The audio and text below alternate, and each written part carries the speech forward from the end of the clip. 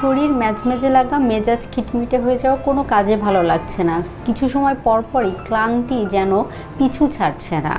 এই জাতীয় সমস্যা অনেকের মধ্যেই দেখা দিয়ে থাকে। এই জাতীয় সমস্যার পাশাপাশি শরীরে মাংসপেশিতে ব্যথা, শরীরে হাড়হাড্ডিতে ব্যথা, এই লক্ষণগুলোও যদি প্রকাশিত হয় তাহলে অবশ্যই চেক করে নিতে হবে শরীরে ভিটামিন ডি এর ঘাটতি রয়েছে কিনা।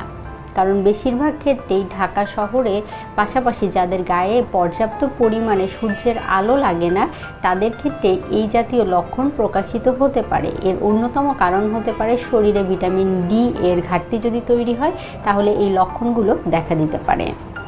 আর ভিটামিন ডি এর পরিমাণ যদি অনেক বেশি কমে যায় তাহলে কিন্তু অস্টিওপোরোসিস বা অস্টিওআর্থ্রাইটিস এই জাতীয় সমস্যাও দেখা দিতে পারে। সেক্ষেত্রে অবশ্যই গায়ে পর্যাপ্ত পরিমাণে সূর্যের আলো লাগাতে হবে।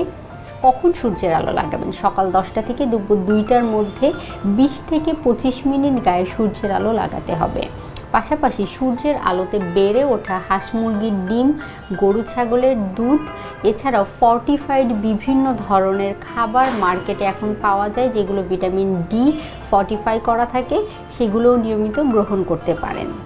আর অতিরিক্ত পরিমাণে কমে গেলে অবশ্যই বিশেষজ্ঞের শরণাপন্ন হয়ে কতটুকু পরিমাণে সাপ্লিমেন্ট গ্রহণ করতে হবে সে বিষয়টি নিশ্চিত হয়ে তারপরে গ্রহণ করার চেষ্টা করতে হবে। অনেকে নিজে নিজেই সাপ্লিমেন্ট গ্রহণ করেন, যে বিষয়টি করা থেকে বিরত থাকতে হবে। কারণ আপনার কতটুকু ভিটামিন ডি কমে গিয়েছে সেই অনুযায়ী কতটুকু ডোজ হওয়া উচিত, ডোজগুলো কত দিন ব্যাপী চলবে সেই সম্পর্কে সঠিক আইডিয়া অবশ্যই একজন বিশেষজ্ঞ ডাক্তার আপনাকে দিতে পারবেন।